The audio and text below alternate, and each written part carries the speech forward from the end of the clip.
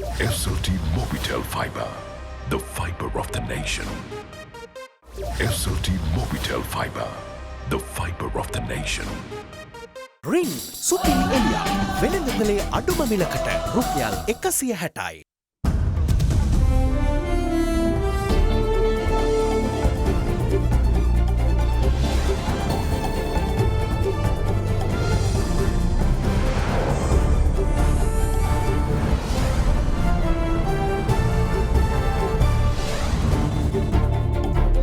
Tonight, the global challenge. The president calls for international support for Sri Lanka's organic push. As the production of sufficient quantity of organic fertilizer domestically has proven challenging, Sri Lanka welcomes technical assistance and bilateral support in this regard. COVID relegation. Expert immunologist explains why vaccination still remains the best option. The idea of the whole vaccination program is to convert this COVID virus into something like a common cold causing virus. So for us to work towards that goal, everybody's cooperation is needed. Check the list. O-level results are finally released amidst union opposition as the Catholic Church weighs in on the teachers' strike. Hub status. The Hambantota Board Group signs an MOU with a Chinese auto giant for a regional assembly plant in Sri Lanka. All this and much more coming up on this Friday, the 24th of September 2021. ඒ කියන්නේ life boy අවස්ථා 10කදී ලෙඩ රෝග 10කට හේතු වන virus ඇතුළු විෂ පිෂවලට එරෙහිව සටන් කරනවා කියලා. From AdaDerana, this is AdaDerana First at 9. Live from Studio 24 in Colombo.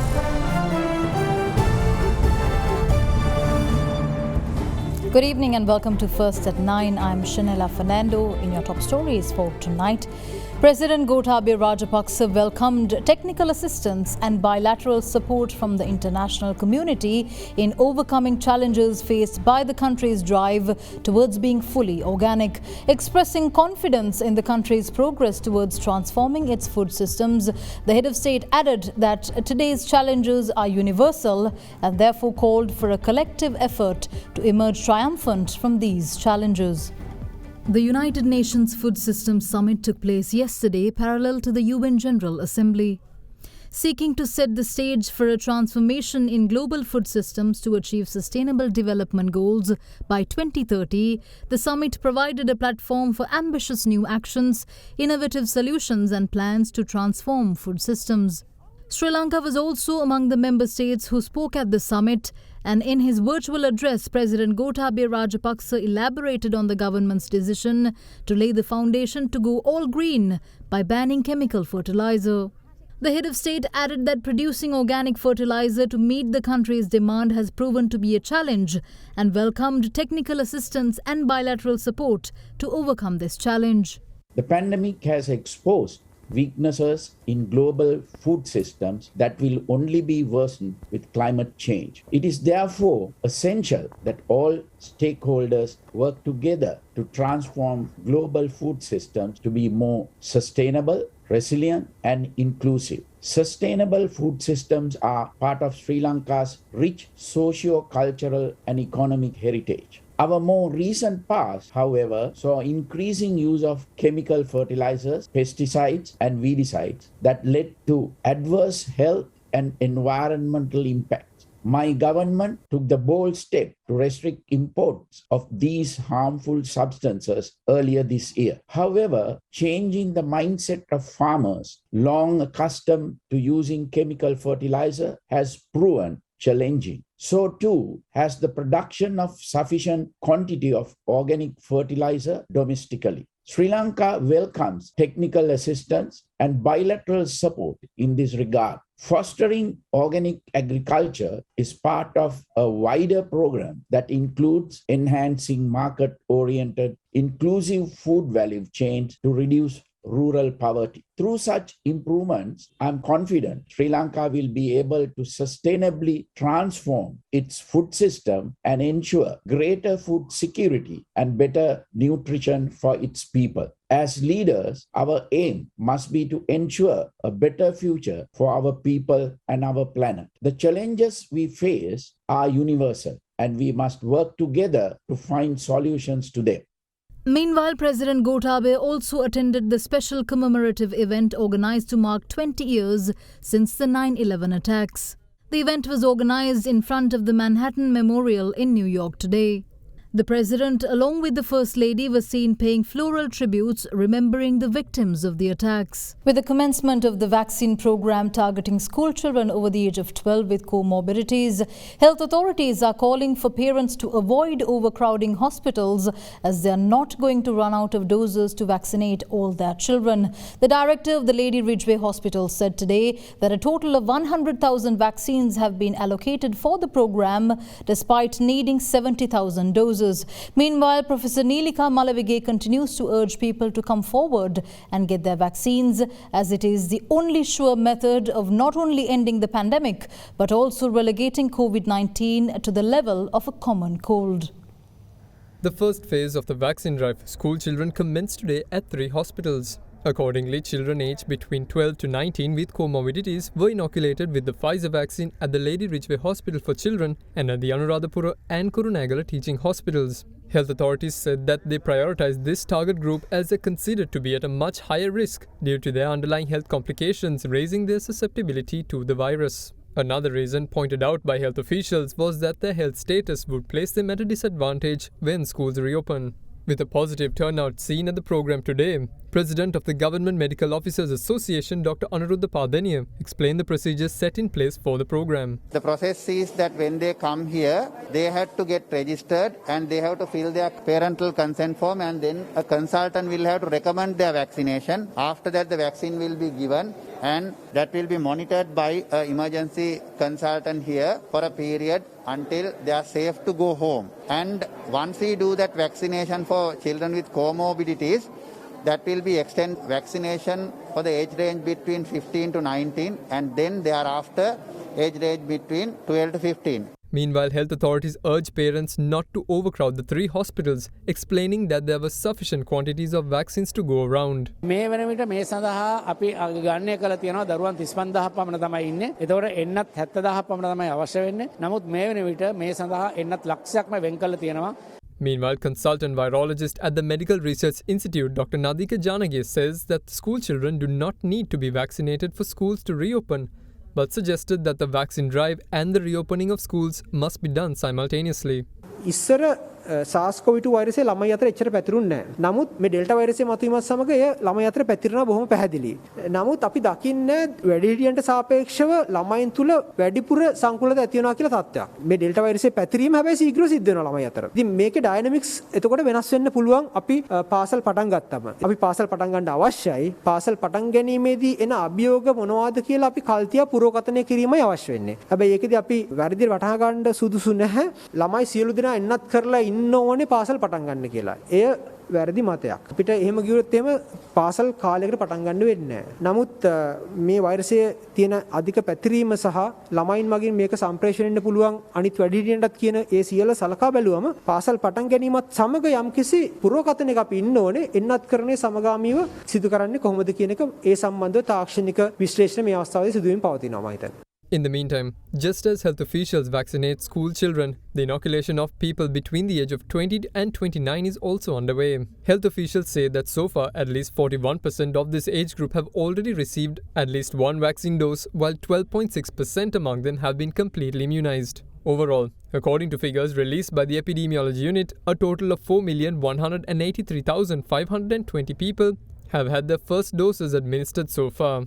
Of that number, 11,406,358 people have received both. With this being the case, Professor Neelika Malavige of the University of Sri Jayawardhanapura says that what is needed is more momentum in vaccination programs if the world is to look to a future free of the pandemic, but not necessarily the virus. you can get rid of the pandemic despite the virus still being there. A good example is the influenza pandemic that happened in 1918-1919. There are about 50 million died. We don't have an influenza pandemic now, but we still have the virus. And it is not causing a pandemic. That is because there's a immunity to the virus in the population. So the only way we can get rid of this COVID virus pandemic, not the virus, but the pandemic, is by having a sufficient amount of immunity in the population. You can do that by two ways. Either let the COVID virus go through the population, or you can do it in a better way by vaccinating people and creating immunity. So the second way of vaccinating people and creating immunity would not lead to deaths. Professor Sarah Gilbert,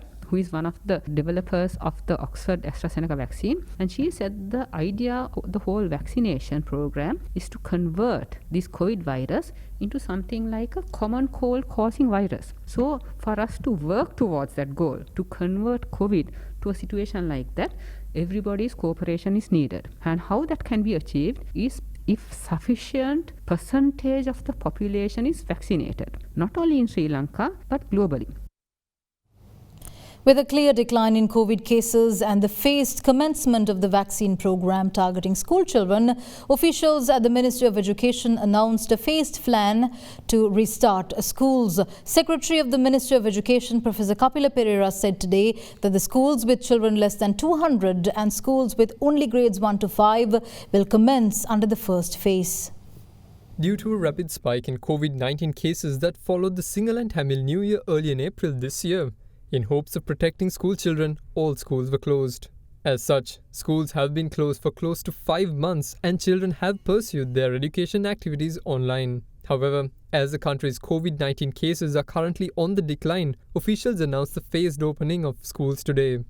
සෞඛ්‍ය අධ්‍යක්ෂක ජනරාල්තුමා අධීර 4කින් පාසල් ආරම්භ කරන්නට උපදෙස් දීලා තියෙනවා. 200ට අඩු පාසල් තියෙනවා 5131. එක පහ ශ්‍රේණි පමණක් තියෙන පාසල් එක තියෙනවා 3884. එතන මේ පාසල් සියල්ලම අපිට ආරම්භ කරන්න පුළුවන් කියන විශ්වාසය සියලුම පළාත් ආණ්ඩුකාරවරුන් ලබලා දුන්න ගරු ඇමතුමාට ඒ අනුව කටයුතු කරමින් ඔවුන් අද දිනේ සිට එක් පාසලෙන් අපිට නිර්දේශ ලැබුණාට පස්සේ ඒ පාසල් පටන් ගන්නවා. සෑම ප්‍රදේශයක්ම ආවරණය වෙන විදිහට ලේකම්තුමාගේ ඉල්ලීම පරිදි ළමා රෝග විශේෂඥ වෛද්‍යවරයෙක් නම් කරලා තියෙනවා. එතුමා සම්බන්ධ වෙනවා මේ ප්‍රදේශයේ පාසල්වල දරුවන්ගේ සෞඛ්‍ය සම්පන්න භාවය සම්බන්ධ. In the meantime, a new rapid antigen testing facility was opened in the vicinity of the Derana International Airport yesterday. The move, which comes in the backdrop whereby authorities look to reopen the country for tourism, will be able to deliver PCR test results within 2 to 3 hours. However, speaking to media today, Deputy Director General of Education and Research at the Ministry of Health, Dr. Hambantota, says that the procedure should only be carried out when all complementary facilities are available for all tourists and no one will be discriminated. We have to emphasize the fact that this will be done after the scientific evaluation done by the Health Ministry, and this will have to be carried out in an equal basis where anyone who is coming into the country, if they are fulfilling the set requirements to get released on the same day, they should be able to get their relevant services and they too should be released. So unless and until the such facilities are established at the airport and other places, I think it is better to continue the current system. Otherwise, there will be an equality or equity problem where same category of people will have to be treated in a different way, which is not acceptable. However, the Ministry of Health and the other relevant stakeholders are doing their best to make sure that unnecessary delay and unnecessary procedures that are probably not relevant for today's context need to be revised and implemented in a different way as soon as possible. Results of the GCE Ordinary Level Examination for the year 2020 were finally released last night. However, results of the aesthetic subjects were not finalized as the practical exams still remain in limbo due to the pandemic. The Ceylon Teachers Union meanwhile wants their salary issue resolved first before they will participate in any exams. In the meantime, the Catholic Bishops' Conference in Sri Lanka has expressed their views on the matter, stating that any form of attack on education will be a grave violation of children's rights. Following many hurdles brought on by the pandemic, the 2020 GCE Ordinary Level Examination results were released last night, and the results can now be obtained via www.doenets.lk. This time around, 75% of first-time candidates have passed the examination, a marginal increase from the year before. Initially scheduled in December 2020, the O-level examinations were postponed several occasions, with the date finally being fixed for the 1st of March. 622,352 candidates sat for the exams at 4,513 centres set up across the island, with 423,746 school candidates and 198,606 private candidates. Even though the O-level results are finally out, results of the aesthetic subjects are yet to be finalized, as practical exams have been placed on hold due to the COVID-19 situation. The practical exams were supposed to be held in May this year. However, the pandemic situation pushed the practicals further towards the end of August. Shortly afterwards, the exams were once again placed in limbo due to the ongoing strike action by the teacher-principal trade unions. Incomplete practical exam results have placed many students in a difficult situation in choosing their stream for the advanced level examinations. The issue was touched on by the Secretary to the Ministry of Education, Professor Kapila Perera, today, where he listed out how the education sector aims to address the issue. චක්‍රලේඛයක් නිකුත් කරනවා ඒක පිළියෙල කරලා තියෙන්නේ මේ කණ්ඩායමට විතරයි මේක අදාළ ප්‍රතිඵලය විෂයන් 5ක් සමත් වෙලා තියෙනවා නම් සම්මාන දෙකක් තියෙනවා නම් මේ නිපුණතා මට්ටම 1 2 3 එක ප්‍රතිඵල ලේඛනයේ තියෙන සෞන්දර්ය විෂය සඳහා තියෙනවා නම් ඒ දරුවන්ට ප්‍රතිඵලය එනතුරු අපි අවස්ථාව දෙනවා උසස් පෙළ පන්තියේ විෂය ධාරාව හදාරන්න. In the meantime, for any inquiries regarding the examination, call 0112 784 208 or 0112 784 537 or 0113 140 314 or call 1911.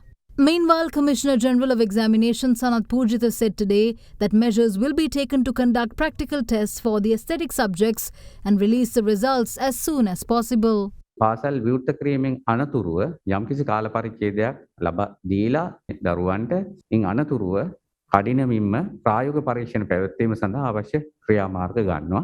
ඒ සඳහා මූලික සැලසුම් අපි සියල්ලම අවසන් කරලායි තියෙන්නේ. However, the Ceylon Teachers Union says that the government should first solve their salary anomalies before conducting practical exams. හැබැයි ඒ ප්‍රායෝගික ක්‍රියාකාරකම් ආරම්භ කිරීමට පෙර පැහැදිලිවම ගුරු සහ විදුහල්පතිවරුන්ගේ වැටුප් ගැටලුවට විසඳුමක් ආණ්ඩුව ලබා දිය යුතුමයි.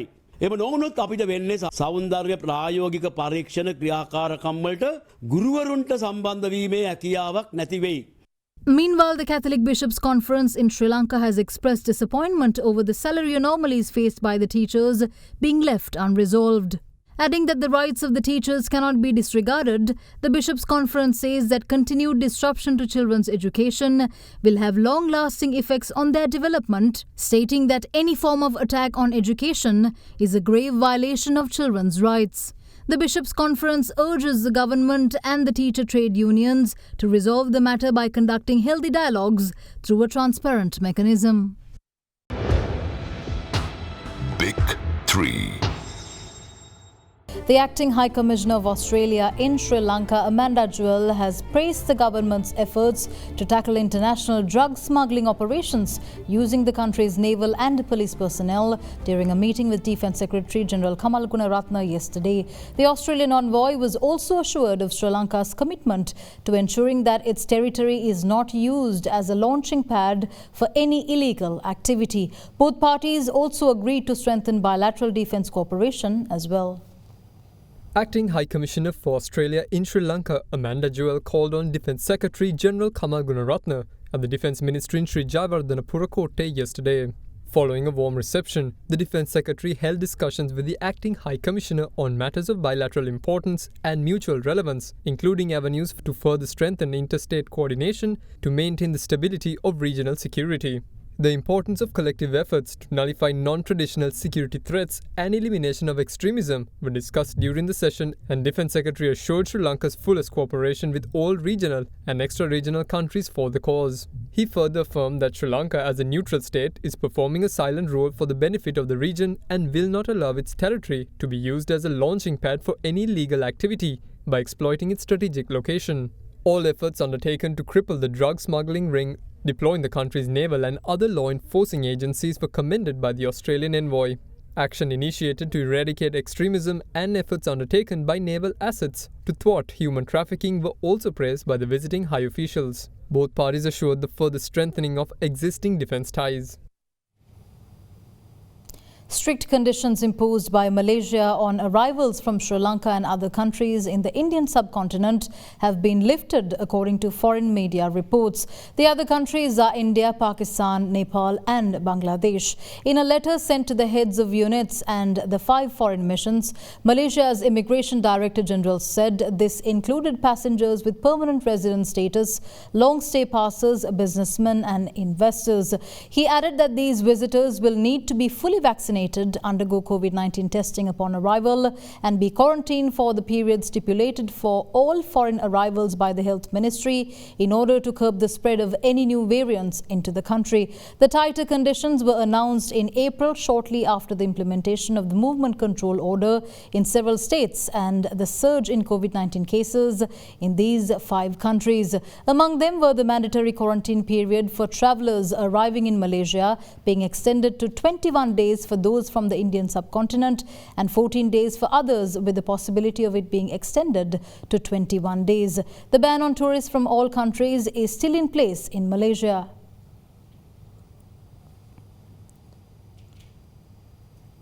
Prime Minister Mahinda Rajapaksa has ordered the Controller General of Imports and Exports and the Director General of Customs to immediately release up to 1,300 containers of essential food items stuck at the Colombo port. Importers of the goods had earlier highlighted their inability to clear the goods due to the lack of foreign exchange. Importers of essential commodities say that about 1,300 containers of goods imported to Sri Lanka have been piled up at the port of Colombo for a period of 3 months. The importers cite the non-availability of US dollars in the market for the goods being held.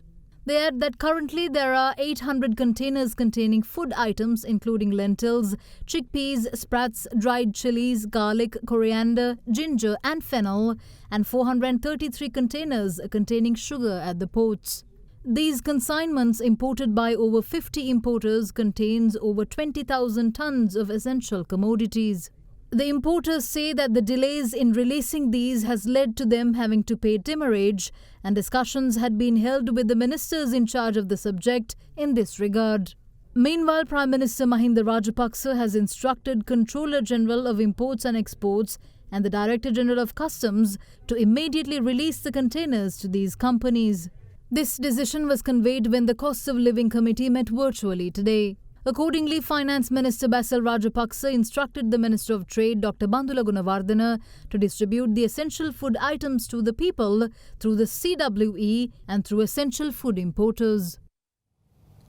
Samagi Jana Balawegaya parliamentarian Patali Champika Ranawaka recorded a statement with the Criminal Investigation Department today for over 3 hours. He was summoned before the CID for the alleged misuse of state funds by the Ministry of Megapolis and Western Development during his ministerial tenure during the previous government.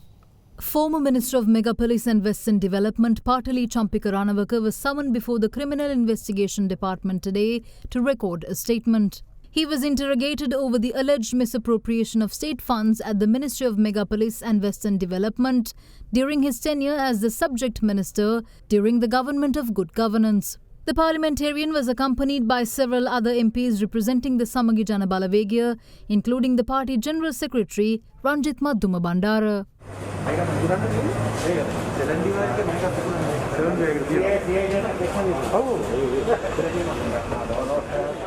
Following a statement recorded for over 3 hours, the former minister on his way out responded to the media over allegations levelled against him. සත්‍ය තත්ත්වය නම් මෙතන කිසිම ආකාරයක ප්‍රසම්පාදන වරදක් සිදු වෙලා නැති බව මම පෙන්නලා දුන්නා. ඒ වගේම එහි කිසිම ආකාරයක නීති විරෝධී කටයුත්තක් වෙලා නැහැ. එකම දේ වෙලා තියෙන්නේ මේ වැඩ කටයුතු වල නියැලෙච්ච ශිල්පීන්ට හා ආයතන වලට මේ රූපවාහිනී නාලිකා වලටත් අදාළ ගෙවීම් කටයුතු පැහැර හැරලා තියෙනවා. ඒක තමයි සිද්ධ වෙලා තියෙන එකම කාරණේ. වැදගත් කාරණයක් මෙතෙන්දී එළිදරව් වුණා. ඒක තමයි මීට අදාළව ඉන්න අයගේ දුරකථන වල දත්ත ඒගොල්ලන්ට නොදන්වා. ඒ වගේම උසාවි නියෝගයකින් තොරව රහස් පොලිසියේ අධ්‍යක්ෂකවරයා විසින් ලබාගෙන ඇති බව. ඒක සම්පූර්ණම මේ මිනිසුන්ගේ පුජ්‍යලිකත්වය උල්ලංඝනය කිරීම. ඒ නිසා අපි ආණ්ඩුවෙන් එකම ඉල්ලීමයි කරන්නේ අපේ අමාත්‍යාංශවල අහිංසක නිලධාරීන් මේවට සම්බන්ධ වෙච්ච අහිංසක මිනිසුන්ගෙන් පලි ගන්න නැතුව ගන්න පලියක් හිතේ අමාරුව ඉවර වෙනකම්ම අපෙන් ගන්න. අපි ඒකට ලෑස්ති හිරිහැර කිරීම නවත්තලා මූණට මූණ එන්න කියලා අපි ඉල්ලනවා.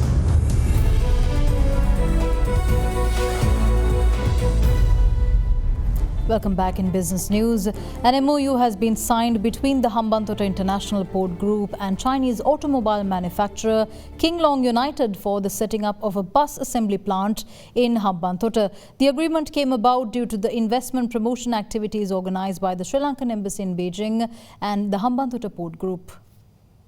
The Hambantota International Board Group signed a memorandum of understanding with Jiamin King Long United Automotive Industry Cooperative Limited in Fujian, China last week for the setting up of a bus assembly facility in Hambantota. The MOU is a direct result of investment promotion activities in Fujian led by Sri Lankan Ambassador in China Dr. Palitha Kohana and HIPG's investment promotion team headed by General Manager Port Investment Services Justin Zhang. Jiamin King Long United Automotive Industry Cooperative Limited manufactures large and medium-sized buses, coaches and vans that are exported to over 140 countries and regions worldwide. Speaking on the issue, Vice President of King Long Motor Group, Zhang Bing, stated that the company can now take this opportunity to further discuss the possibility of the setting up of a local assembly factory in the HIPG Industrial Park, adding that with the Hambantota being so strategically located, the company would be able to reach newer markets in Southeast Asia. Also commenting on the MOU, Chief Representative of China Merchants Group in Sri Lanka and CEO of HIPG, Johnson Liu, said that the company is exploring many other avenues in promoting investment in Sri Lanka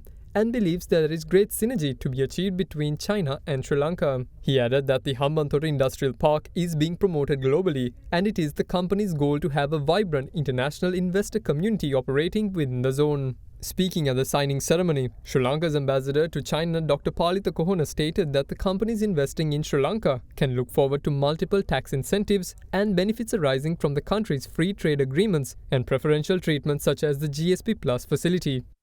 Sri Lankan shares ended higher on Friday, boosted by financial and industrial stocks, with the CSE All Share Index closing 1.24% higher at 8,940.11 points. The S&P SL 20 Index of more liquid stocks meanwhile gained 1.37% or 45.33 points to close at 3,358.75. The day's turnover was 2.90 billion rupees according to stock exchange data. With that, here's Dimantha Matthew with a more detailed take on today's performance.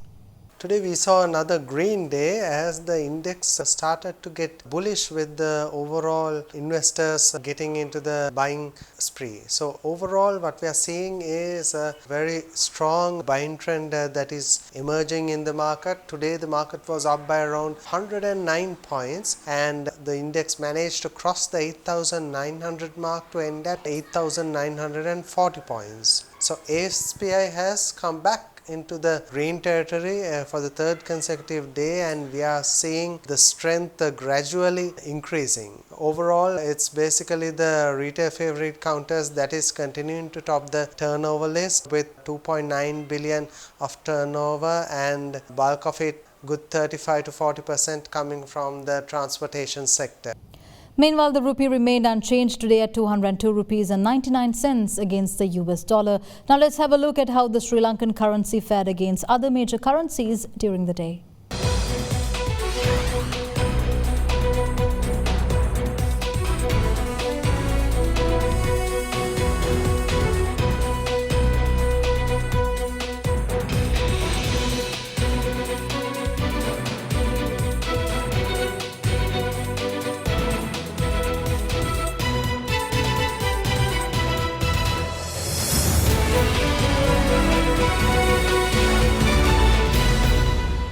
With that, we wrap up tonight's edition of First at 9. Thank you for joining. I'm Shanella Fernando. Have a good night.